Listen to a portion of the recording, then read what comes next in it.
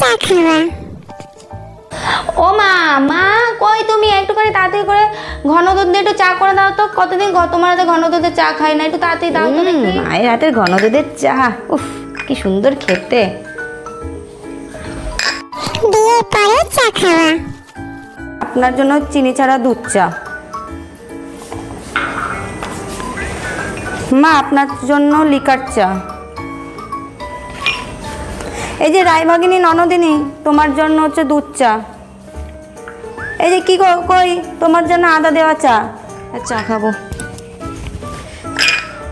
মামা জল বাটি পেয়েছে, তাড়াতাড়ি চলো।